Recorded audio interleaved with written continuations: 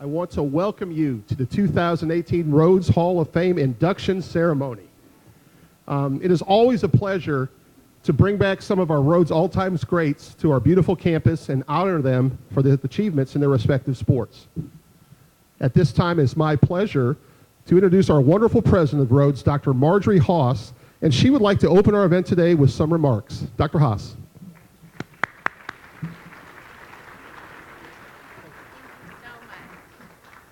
Good afternoon. What a pleasure it is to be here with you.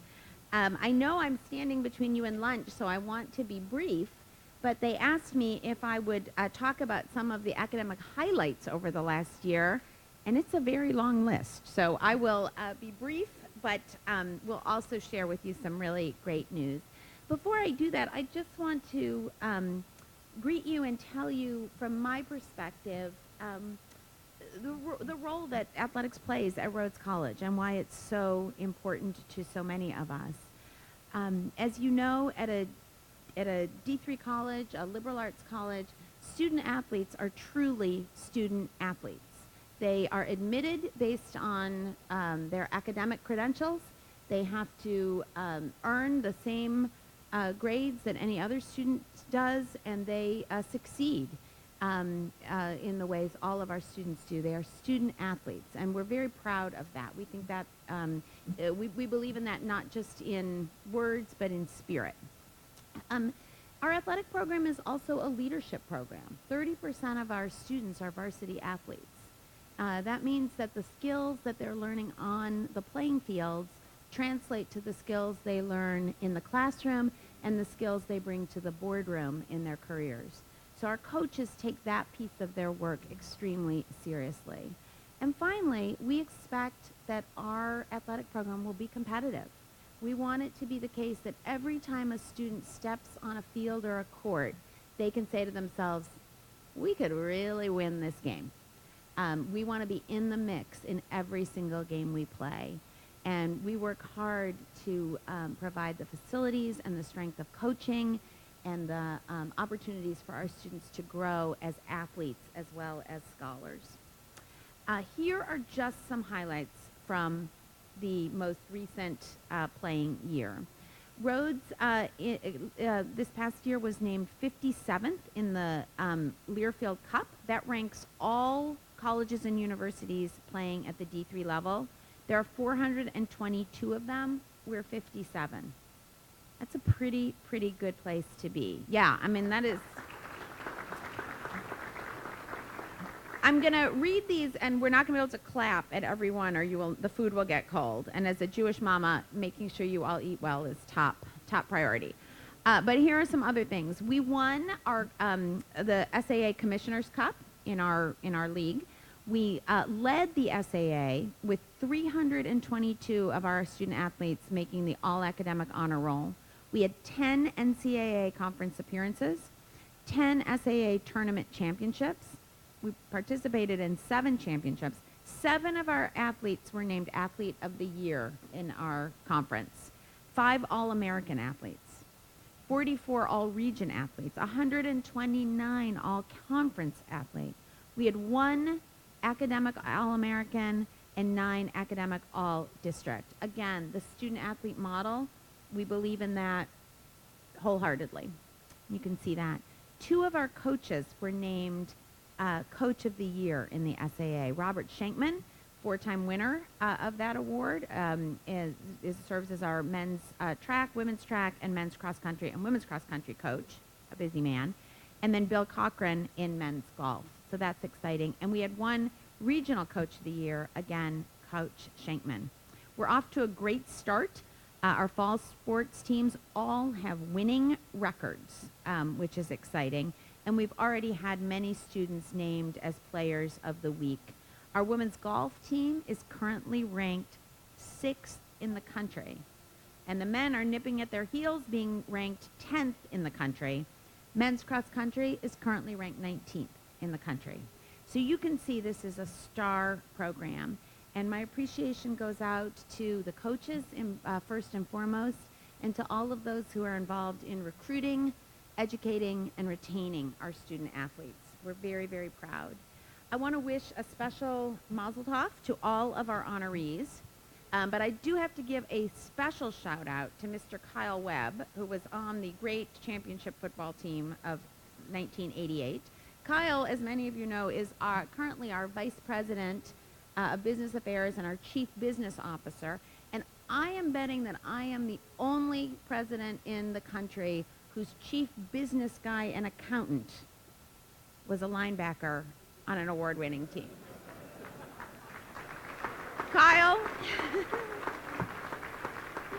So if that doesn't show that we value both brains and brawn, I don't know what does. And again, congratulations to all of our honorees, and thank you to all the family members that have come out to support them. We're really pleased that you can be here and let us celebrate you and your loved ones. Thank you.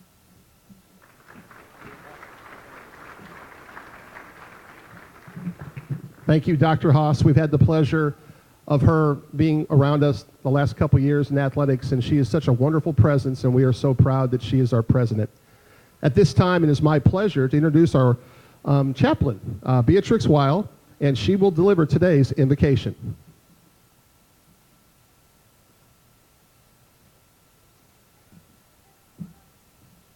Happy homecoming weekend, everyone. I invite you to take a deep breath and assume a posture of prayer, thoughtfulness, and openness. And that may not mean silence, and that's okay. We give thanks for this food before us, for the plants and animals and all of creation that we enjoy in this meal. We also give thanks for the labor of each and every individual who contributed to this meal and to this weekend of festivities. And we are thankful for families and friends, babies and grandmamas gathered around these tables. We invoke a spirit of gratitude, and we pray that this food would give us the energy we need to carry ourselves in a way that respects others, earns us respect, and quickens the pride of Rhodes alumni everywhere. We ask for a blessing upon every athlete who competes this weekend, especially those on our field hockey team, volleyball team, soccer teams, and our football team, and the rival teams they compete with. We ask for protection, safety, wellness, and a spirit of honor and humility to dwell among us all. Amen, and roll, Lynx, roll.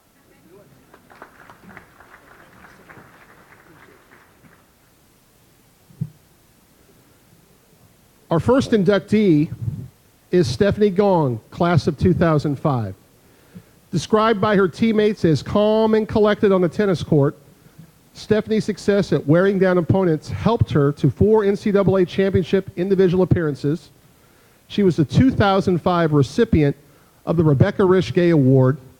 Stephanie was also a 4-time All-Southern Collegiate Athletic Conference performer, and in 2004 was named the SCAC Player of the Year.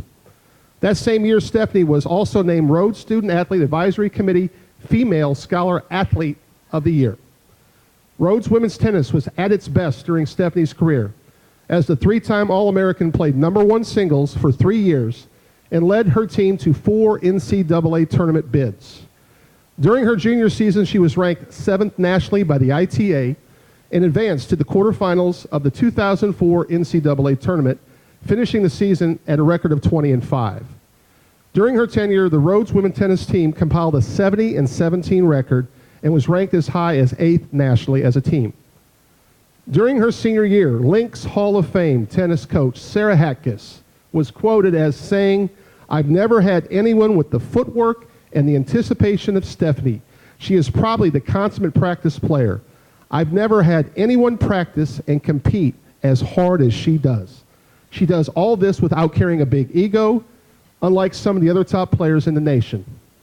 It is my pleasure to induct at this time Stephanie Gong, class of 2005, into the Rhodes College Athletic Hall of Fame on this 19th day of October 2018.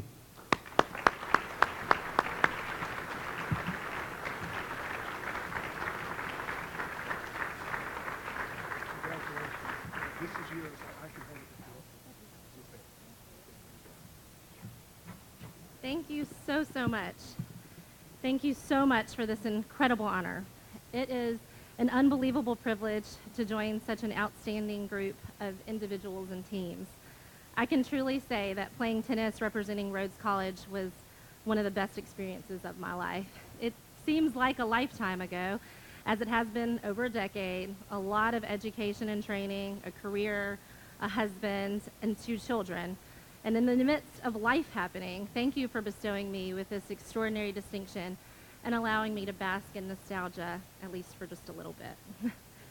If anyone ever says or believes that an achievement such as this moment can be attained alone, he or she would either be lying or very wrong.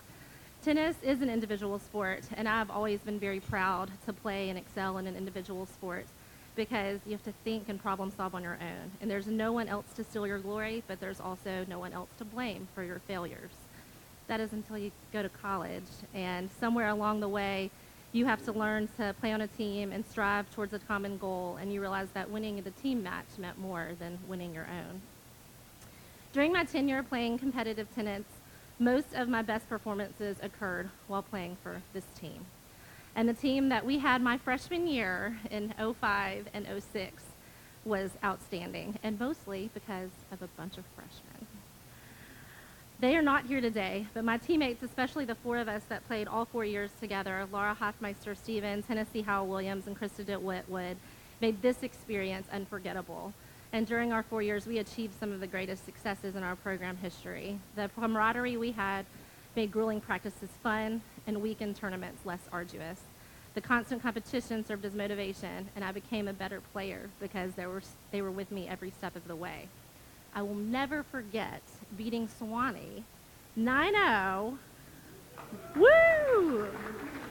Our freshman year, ending a very, very long losing streak for our seniors. And I personally never lost a singles match to Sewanee. I want to thank my coaches, Sarah and Marcella. I know we didn't always make things easy on you, but you never backed away from a challenge. And when you saw how good our team could be, you did everything possible to help us succeed. You found ways for us to travel around the country, from small town Virginia to Texas to California, playing the best teams in the nation, and through it all, you still made sure I had every opportunity to shine when possible.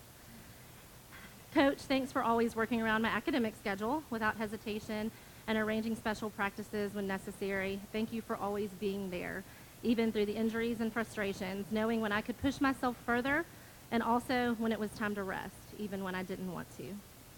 Thank you for accepting that my game was enough. Being fast, steady, and consistent, you never tried to make me a different type of player.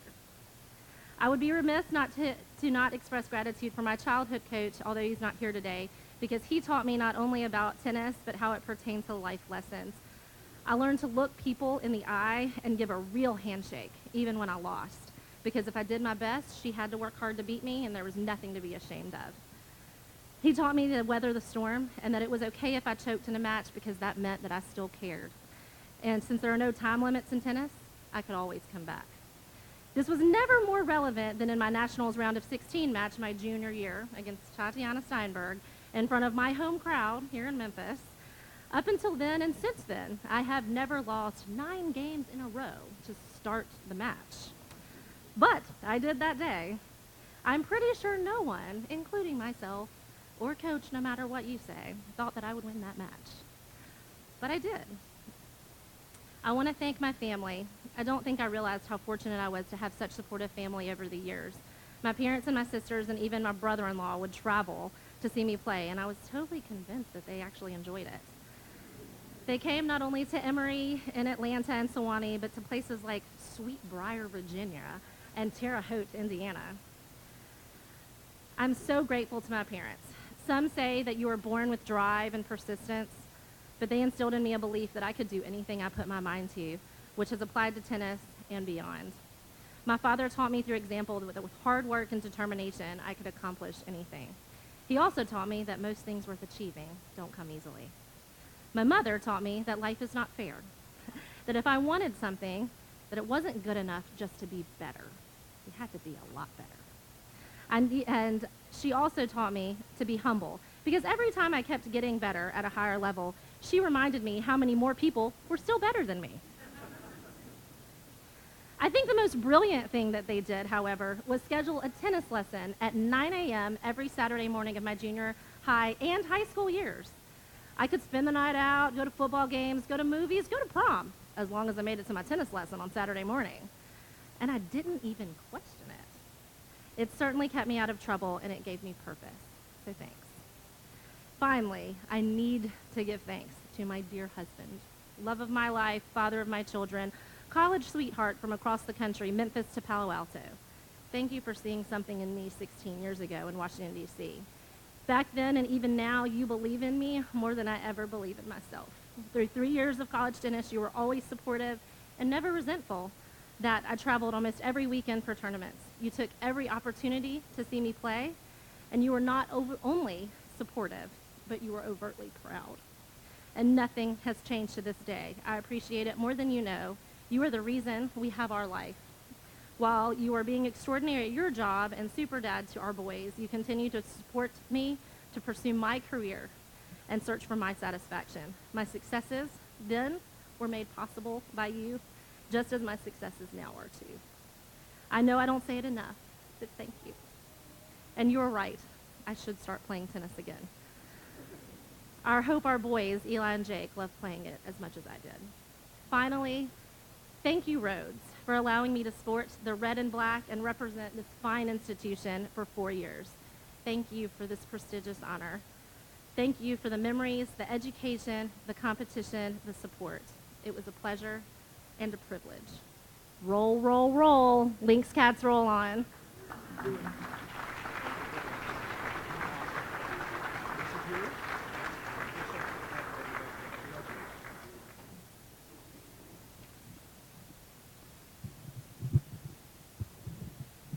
Congratulations, Stephanie. Our next inductee is Roselle Henderson, class of 1985. Roselle was a member of the Lynx men's basketball team from 1981 to 1985 and is one of the top 15 scorers in Lynx history, amassing a career total of 1,216 points. He garnered all-conference honors for the College Athletic Conference his junior and senior years, and he was voted a co-captain his senior year. During his junior campaign, he earned second-team All-District honors by the National Basketball Coaches Association. Men's Basketball Hall of Fame head coach Herb Hilgeman had this to say about his former captain. Roselle was perhaps the most versatile player I have ever coached. He was strong, athletic, and could literally play any position on the court. He started as a power forward, but even started a game that season for us as a point guard. Now, Roselle, I've never watched you play, but it sounds like to me you were the LeBron James of Rhodes basketball in the 80s. That's what I'm saying. According to longtime friend and former teammate Dr. Russ Wiggins, class of 1988, playing with Roselle was a privilege, a man of few words who let his performance on the court do the talking. Roselle was a tremendous player and consummate teammate who modeled professionalism. It is my pleasure to induct at this time Roselle Henderson, class of 1985, into the Rhodes College Athletic Hall of Fame on the 19th day of October 2018.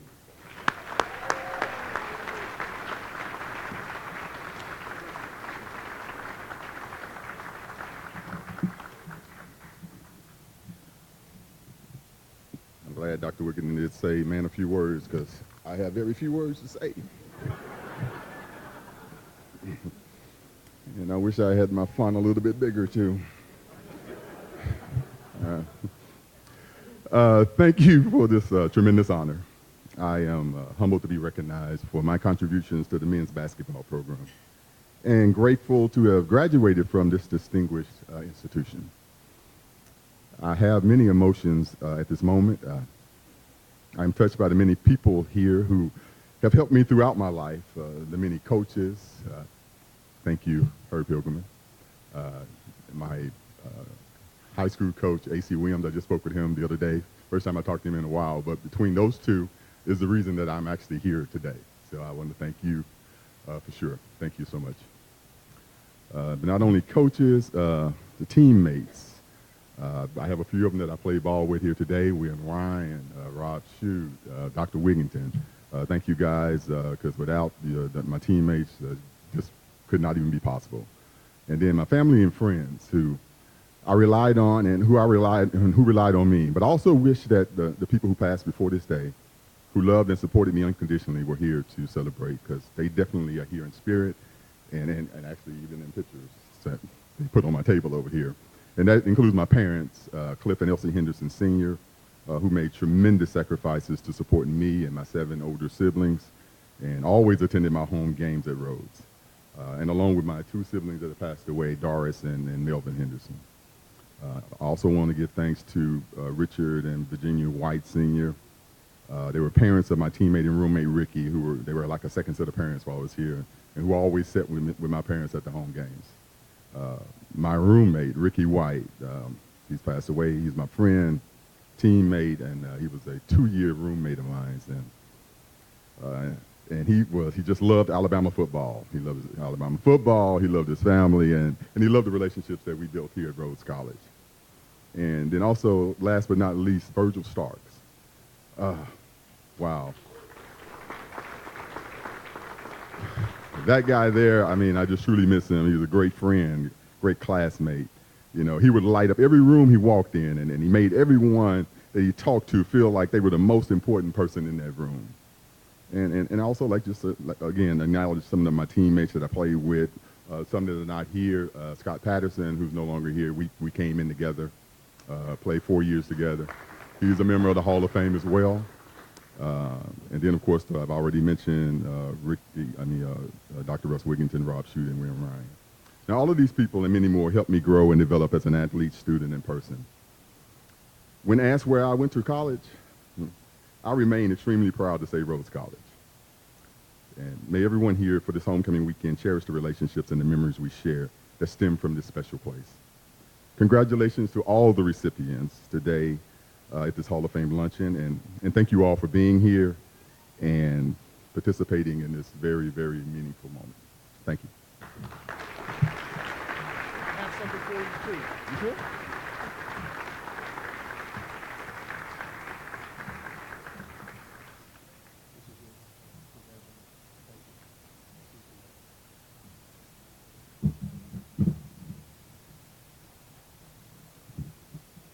Roselle was a little taller, so I had to adjust the mic. Stephanie was a little shorter, so we're going to go through that process the rest of the ceremony. Congratulations again, Roselle. Our next inductee is Marie Brandewitty Schofer, class of 2004. As a 6-time NCAA national qualifier and 3-time All-American, Marie Brandewitty Schofer is among the most decorated runners in Rhodes history. Due to her athleticism and leadership on the track, Rhodes was widely considered in the early 2000s as one of the top middle distance programs in all of Division III athletics. In cross country, Marie was a 3-time all-conference performer, leading the team to the Southern Collegiate Athletic title in 2001 and 2002. In 2003, Schofer led the team to the NCAA South Region title, earning the Lynx their first NCAA championship team appearance in school history. But it was track where Schofer made her mark. Specializing in the 1500, Marie was an 11-time All-SCAC performer in track and field, claiming 7 SCAC individual titles, and led the Lynx to team titles in 2002 and 2003. Marie is the only track and field athlete in school history to earn 3 All-American titles. Her 1,500-meter collegiate personal best of 4:29.65 stood for 8 years among the top 10 1,500-meter runners in all of Division III. According to head coach Robert Shankman, Marie was a role model that younger runners admired and looked up to for guidance. She was the undisputed leader of our team during her career. Unassuming and soft-spoken, Marie's work ethic, maturity, and kind nature made her one of the most well-liked and respected individuals on our campus. But don't let her kind demeanor fool you. She was among the most fiercest and most intensely focused competitors I have worked with in my 38 years of coaching track and field. Sounds a little bit like your head coach.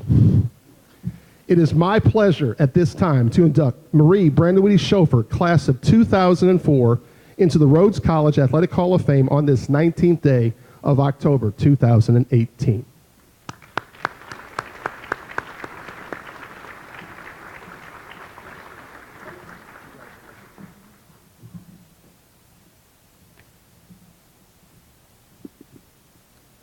It is an honor honor to return to campus for this award, and I want to thank the selection committee for my selection. It was really special to be able to put together these remarks because it did make me reflect and think back to my time at Rhodes and many, many, many fond memories. My participation on the cross-country and track team at Rhodes was a huge part of my college experience.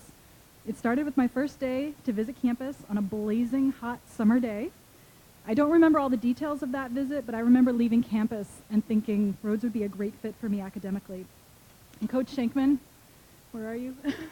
Was exactly the kind of coach that I wanted, driven for success and willing to personalize the training to provide the best possible experience for each athlete. 1 year later, I arrived on campus as a very naive freshman coming from a high school program that didn't emphasize summer training. Every practice that fall was literally the toughest run of my life up to that point. But being a part of the team taught me persistence. Running also conditioned me to push me beyond my comfort zone, whether that was in a race or pursuing opportunities at Rhodes that I would have normally thought were out of reach. My teammates also had an enormous influence on me. I won't ever forget Betsy Bogler stepping up to run the 3K, 5K, 10K triple at the conference meet instead of the middle distance events she had been training for all fall or that season when we needed somebody to fill that role. Now, for those of you guys who aren't track athletes, that's somebody who is training for a 2-lap or 4-lap event and going up to a 7, 12, and 25-lap event. It's kind of a big deal. I will also never forget Marianne Falk storming home the last 400 meters of the conference cross-country meet one year to pass 2 runners from DePauw, that was our arch rival, to secure the team title in a race that was only decided by 4 points. Jessica Huber and Cheryl Finster, who ran extra track workouts with me even after their season had concluded, just to help me reach my goals at the national meet. And of course, Amy Payne, with whom I ran countless miles as we chased national qualifying standards together in the 1500. One of the moments that I remember most of all, and that represents what collegiate athletics should be about, is one that didn't happen on the track or on a cross-country course. It actually happened in the conference room of this building. At the conclusion of the track season, my sophomore year, everyone on the distance squad knew that despite losing some of our strongest runners on the team, we had the makings of a great team. Our team captains pulled us together, and we had a very serious discussion about what we wanted out of our cross-country season. What kind of team did we want to be, and what were we going to do to achieve those goals? We literally signed a contract to ourselves and committed fully to summer training and preparing for that season ahead. The next season was exactly what we had worked for, new personal bests and a strong team finish. Late in the season, we traveled to La Crosse, Wisconsin to run in a highly competitive Division III meet, and during that race, I actually remember hearing fans say, "Who's Rhodes?" Our strong team stood out, and I was so proud of what we were accomplishing and incredibly proud to wear my Rhodes jersey. Later that season, we won the conference, placed second in the region to book our ticket to the national championships. Running is satisfying on an individual level, setting goals, putting in hard work, achieving personal bests. But it's really special to be part of a team that can come together and accomplish something even bigger. My very last race in a Rhodes jersey was at the 2004 National Track and Field Championships. At the conclusion of the meet, we loaded the van and headed back to campus. I immediately started sobbing. I mean, ugly crying, like bawling. And just as those emotions of 4 years were just pouring out of me uncontrollably. And to my bewildered teammates and coaches in the car, Coach Shankman just turned and said, "Don't worry, they all do this." It was hard to think that my Rhodes experience and at that particular moment that my student athlete experience was over. And I couldn't stop crying because I kept thinking about how much energy and time Coach Shankman had invested in me and the team over 4 years. And I was thinking about not being able to run with my teammates every single day. And thinking about my family, who spent years following me across the country to sit on ice-cold bleachers in the rain for hours to watch me run a 5-minute race. So I'm incredibly honored by this award, but especially thankful for the amazing people that accompanied me on the journey and helped me achieve so much. Thank you. I got something for you too.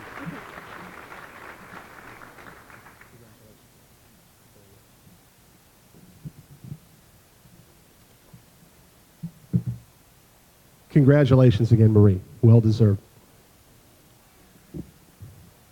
Our next inductee is Daniel Vanaman, class of 2008.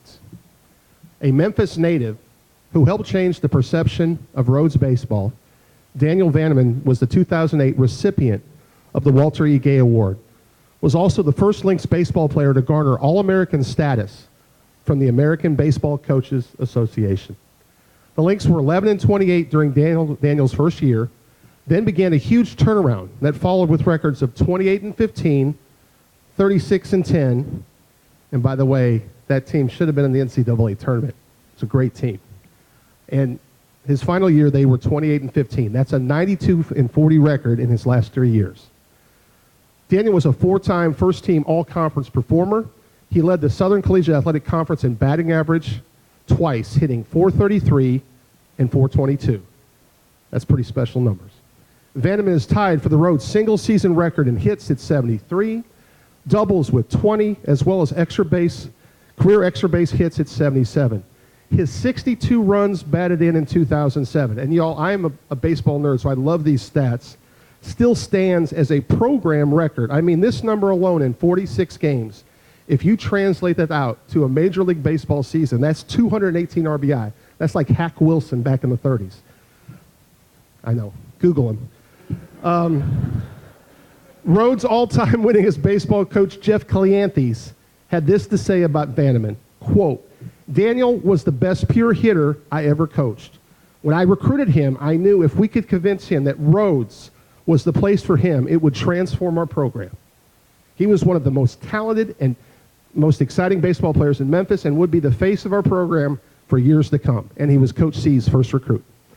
So it is my pleasure to induct at this time Daniel Vanaman, class of 2008, into the Rhodes College Athletic Hall of Fame on this 19th day of October 2018.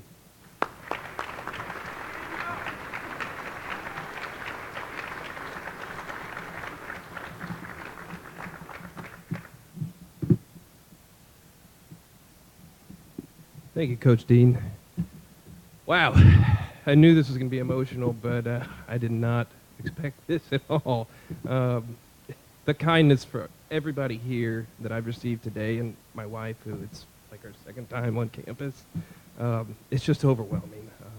Thank you all. Of course, I have to start off by thanking my family, my mom, my dad, Mike and Whitney, who made it possible for me to attend Rhodes.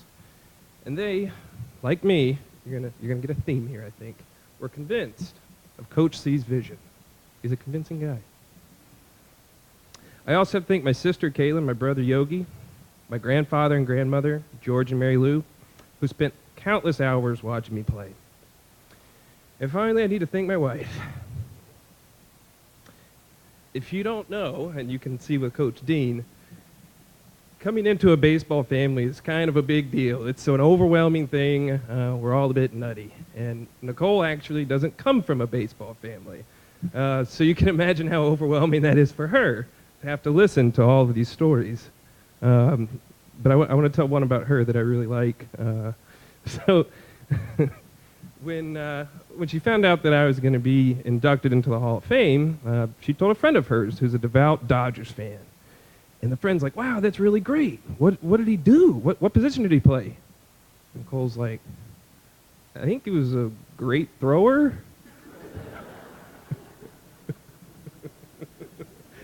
And as Coach C will tell you, and as you just heard, I was not a great thrower.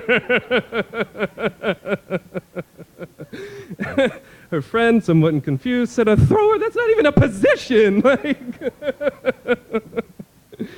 But at any rate, eventually I explained to Nicole and her friend that throwing was certainly not a strong point. But I cannot thank her enough for her patience, love, and support. And the fact that she always tells me when these stories come up, "I wish I could have seen you play." Why come to Rhodes? Did I mention the convincing nature of Coach C? When I first walked on campus, as everybody is here, you're amazed by the beauty of the buildings and just the campus and the people. But I was also confused at the same time. See, I grew up playing baseball in all these very nice stadiums, and my prep school was one of the greatest prep schools in the country. And I walked out on the Rhodes baseball field that day, and let's just say the field my dad made in the backyard with the push mower when we were kids was a step up.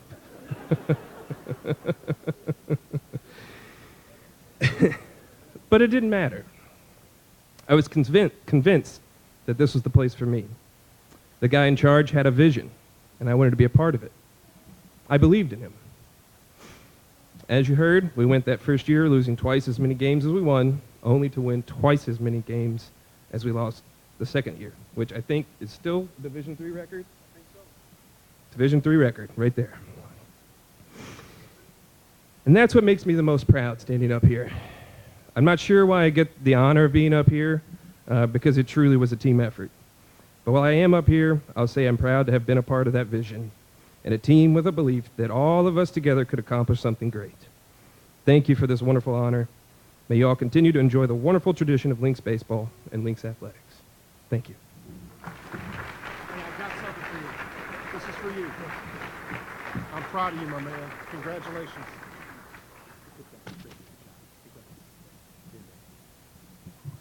I got to tell you, I'm getting emotional just listening to all these stories. It's awesome. The 1988 football team. All I got to say, it's about time we're having this conversation. The 1988 Rhodes football team was the first Lynx Rhodes football team to play in the NCAA Division III National Playoffs. I will also add, it's the only team in school history to achieve this. They were coached by Rhodes Hall of Fame coach Mike Clary, who was the all-time leader in football wins at Rhodes College. This team was also the first Rhodes team to begin the season with 7 consecutive wins, the last 8 games of the 87 season and the first 7 games of the 88 season rank as the most successful period in Rhodes football history. During this time period, the Lynx compiled a 14-0-1 record. The 88 team was part of a 4-year undefeated home win streak where the Lynx compiled a 15-0-2 record. You know, back then they did have ties. Now we've kind of eliminated that process in college football at Ferguson Field from 1987 to 1990. Quite impressive. You know, we always talk about what streaks can hold the test of time. And gentlemen, this is one streak here that will be with us for a long time. So it is my pleasure to induct at this time our 1988 football team and their staff into the Rhodes College Athletic Hall of Fame on this 19th day, October 2018. Congratulations. At this time, I'd like to call up to the stage Captains Mike Memmer and Scott Decker to give some remarks. We would also like the coaches and seniors on the stage behind them and the rest of the team to fill up around both sides. Come on up.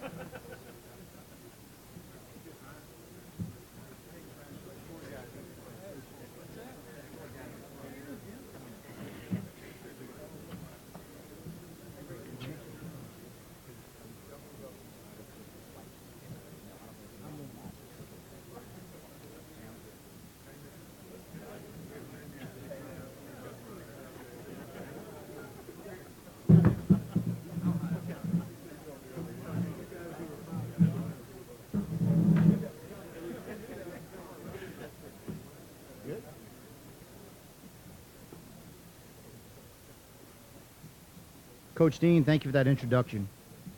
President Haas, Athletic Director Dean, fellow inductees, family, and friends.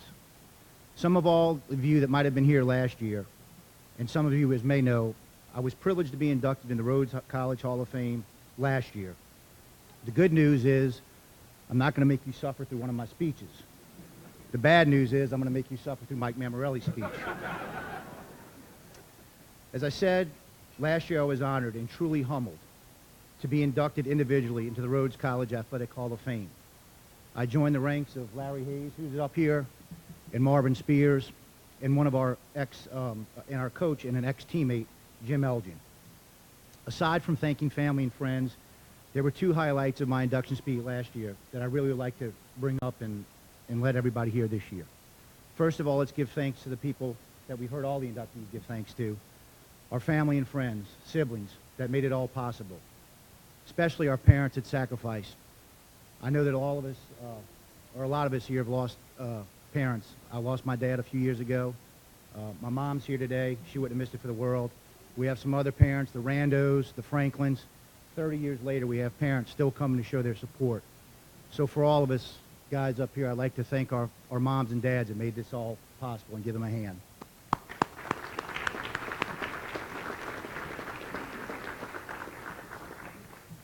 Now back to the things I really wanted to mention.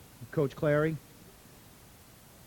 all of us up here would like to thank you for giving us the opportunity to be a part of a successful program here at Rhodes College. A fraternity, if you will, not SAEs, not Sigma News, not ATOs. A fraternity we like to call Red, or as one of our teammates, Gordon Brewer, said, Rho Epsilon Delta.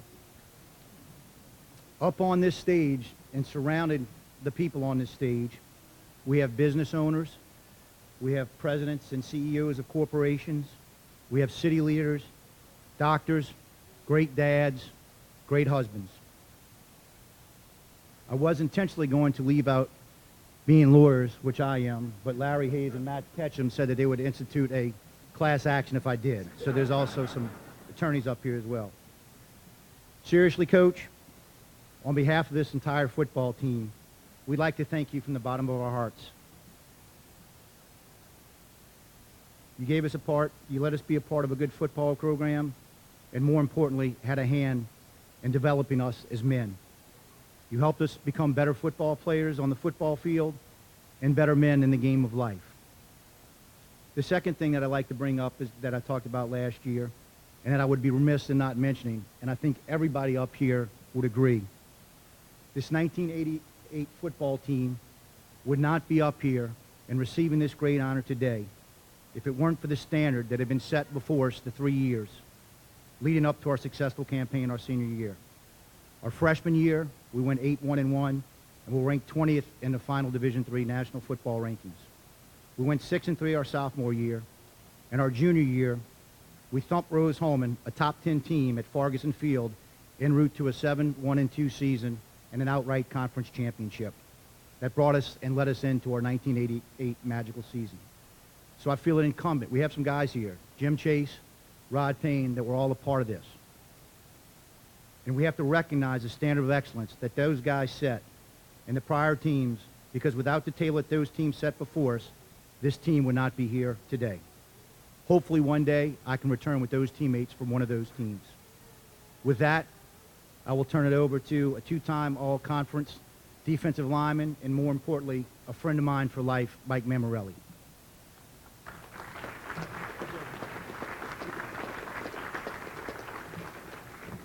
Thank you, guys. I have to pull this down. It's hard to believe that it's been 30 years, but the thrill of winning has never left us.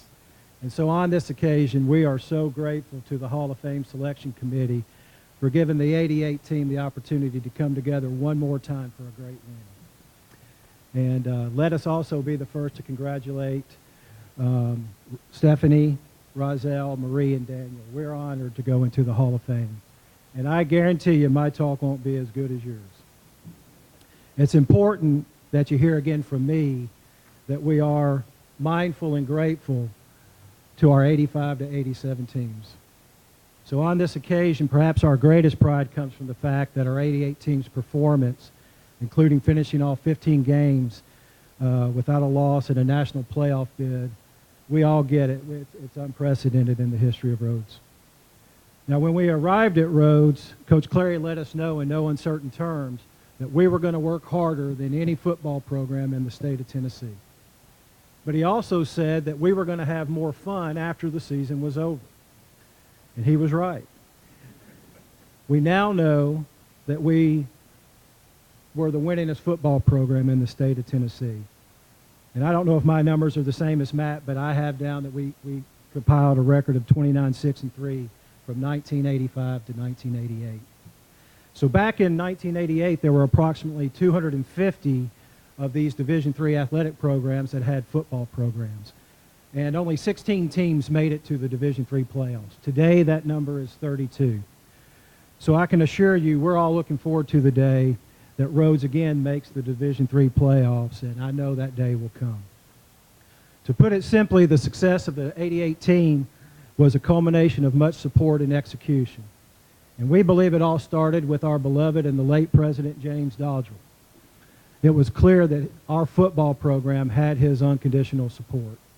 It was not uncommon to see President Dodrell with Ty Loosen on the sidelines of one of our many practices talking it up with the coaches and players. And advancing on in the Division III playoffs is a tremendous financial stress or cost to the college. And President Dodrell and his staff worked very hard to make that happen. Our trip to Virginia happened, nothing short of first class. President Dodrell's support made a huge difference for us. Records prove that our 88 team's coaching staff were the best in the conference. History has shown that Coach Clary is a proven winner and our football program's all-time winningest coach. But during the mid-'80s, Coach Clary was still finding his way. And I cannot do justice to our teammate Chuck Wade's I don't know, where are you, Chuck? Chuck Wade's impersonations of Coach Clary. And I'm sure we're going to get some of that love tomorrow night at our team celebration dinner. But we all remember a few of Coach Clary's Claryisms. And if I can, I'd like to share one with you. Coach was trying hard. He was trying hard to inspire and motivate us. And at times, he simply said some of the most confusing things to us. One afternoon before a practice, Coach said something to the, I don't know if I'm going to get through this, said something to the fact that, help me out, Cade, he respected the man that never wore his seatbelt more than the man that only sometime wore his seatbelt. It was after a wreck. Consistency was the message, we think, but it just fell short of a Rockney-type speech, if you know what I mean. And Coach, where are you, Coach? Are you up here with us? Oh, here you are. We still don't know what the heck you were trying to tell us when you told us that story about that pencil factory. So we're hoping to figure that out tomorrow night, too. Oh, man. There is no confusion about the fact that Coach Clary figured out the formula of how to win. One such key ingredient was Coach's focus on conditioning. And most of us did not realize when Coach Clary and the staff recruited us that Coach was also the head track coach. So let's just say bringing running shoes to a football practice was just as expected as bringing a football helmet. There is no doubt that we ran more than any program in the country, and we can guarantee you that we won more football games because we finished games better than our opponents. Another key ingredient in Coach Clary's winning approach was his focus on special teams. Our special teams were the difference in key games when all else was equal. Our punter, Todd Smith, who's with us today, and kicker Ty Brunson were both three-time all-conference athletes. And Ty, where are you? Here's Ty. We still remember a 50-yard field goal Ty kicked for us up on that mountain at Swanee. And Stephanie, we're proud too. We were 4-0 against Swanee. How about that? And because of what I learned from you, Coach, when I first started coaching my little guy, we were the only fifth grade team in the parochial league that had a long snapper and a field goal kicker. And that young kicker just set the all-time scoring record at the Air Force Academy last year. Isn't that fun? Coach Clary's true brilliance was how he surrounded himself with supporting coaches. And though time doesn't allow us to talk about each of those and recognize them in detail, we are so in debt to our coaches. Jim Elgin, Gordon Ellingsworth, Bob Farmer, Brian Gary, Frank Leaks, Leland Smith, and John Whitaker. However, we would like to recognize two of our assistant coaches, Gordon Ellingsworth and Leland Smith, both of whom are Hall of Fame worthy on their own merits. Coach Gordon Ellingsworth, our offensive line coach, provided the grit and salt for our success in the 80s.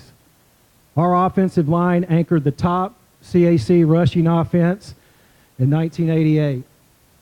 For many of us, we were grateful we were not offensive linemen. We ran a wing T offense, and our offensive line blocking schemes were complex and complicated, to say the least. And I'm sure that's why men like me were put on defense. I'm pretty certain. Many of us can recall taking a water break and looking across the practice field while Coach E's linemen were still hard at work, down on all fours, digging up a cloud of dust and pounding on those blocking sleds. Coach E and our offensive line were the workhorses of our team. Now, Coach E, are you here? Coach E is here too. We learned a lot of lessons at Rhodes College, and one is there's a lot of ways to skin a cat. It's true our offensive rushing was the best in the CAC in 85, 87, and 88, but our defense wasn't as too shabby as well. We led the league in scoring defense, rushing defense, and passing defense in those years as well, and defense got to take water breaks. So. Our defensive leader and mentor was Coach Leland Smith. And whereas Coach E was a salt for our team, Coach Smith was our spice. Leland had a clear passion for brotherhood and the art of war. His study of military traditions and tactics enabled him to prepare our defensive schemes week in and week out, and we were always a leg up over our opponents before games ever started. There were no excuses with Leland, ever. His mantra was to improvise, adapt, and overcome.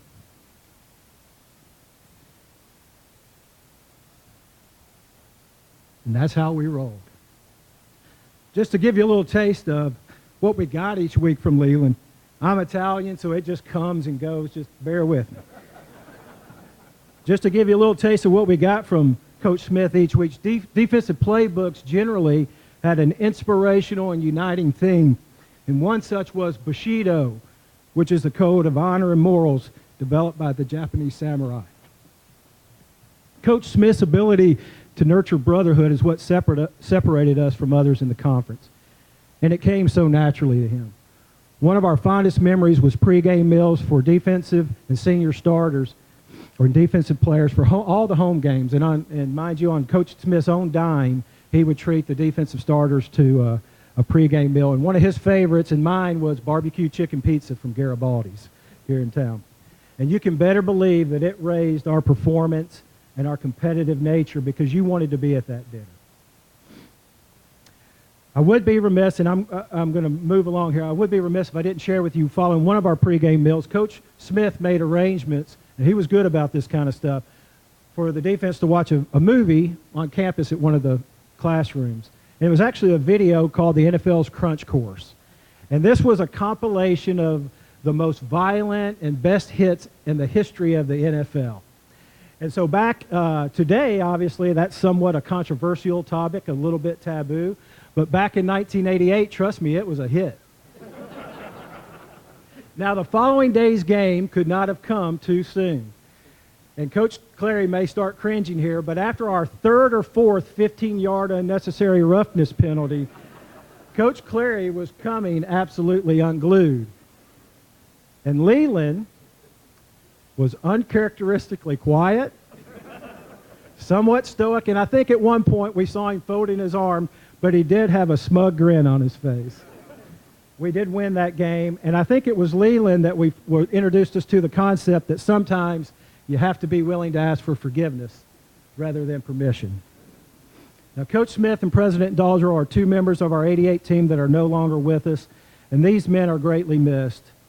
We also miss and owe a great deal of gratitude to the late Bill Challen, who supported us as our locker room manager, Deb O'Brien, our athletic department's assistant, and assistant coaches Bob Farmer and John Whitaker, our beloved Coach Witt.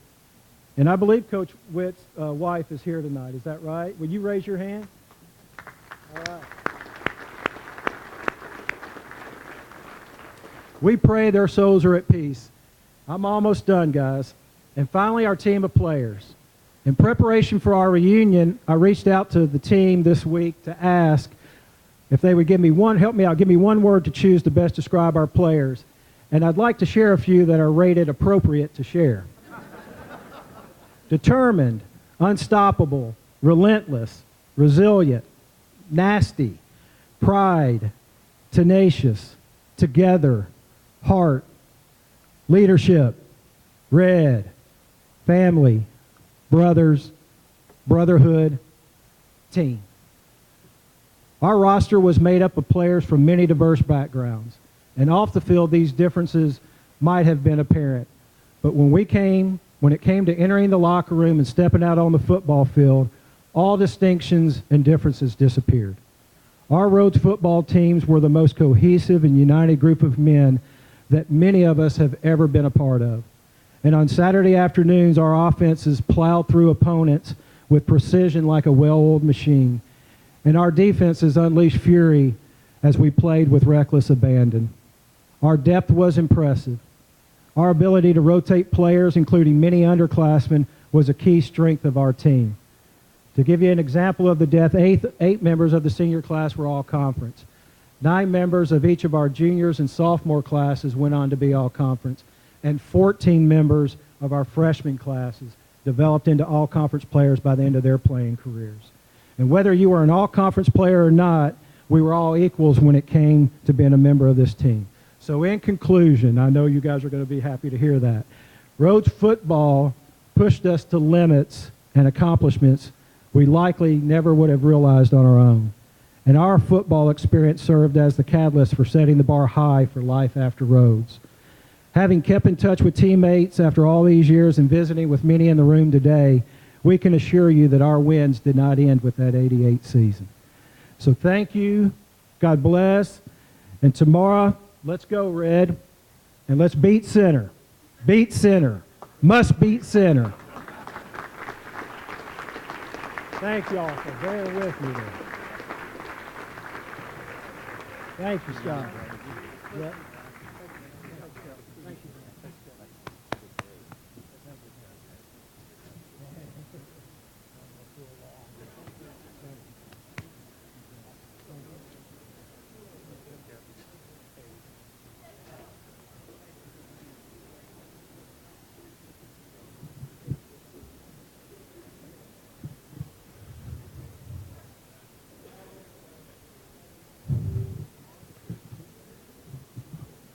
Once again, a big congratulations to all of our inductees. We are so proud to bring you back to campus this weekend. A reminder, immediately after I conclude, which is very shortly, all inductees and their families, please stay in Crane Lobby to have some pictures taken. Justin Burks will be out there to meet you. We will also honor this entire group. There's Justin back there. Justin does a wonderful job for us. He's been here about every Hall of Fame induction I can remember. We will also honor this entire group tomorrow at the halftime of the football game against Center. The kickoff is at 2 p.m. A big thanks to the entire development office and their team. They spend numerous hours helping our department run this event. Without your help today, we could not make this event work. Also, like to thank Dr. Haas again for taking time out of her schedule to be with us today. As you can imagine, she is in high demand this weekend. Danielle Dunsey is our sports information director back there. She's had a huge role behind the scenes in this event. And finally, a big thanks to Airmark and their staff for catering today's event as well. Finally, our schedule for tomorrow. We have field hockey at 11, volleyball at noon, football at 2. We hope you can make it there. Go Lynx.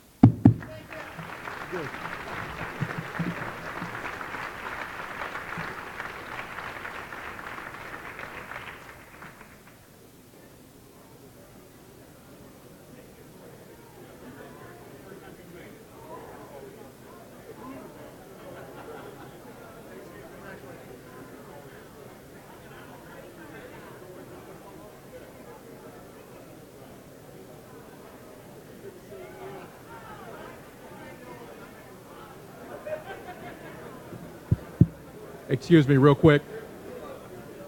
If I could have everybody's attention real quick, please. For just a quick second. The 88 team, if you come see me, I'll be in the lobby. If you come see me before you leave today, 88 team, thank you.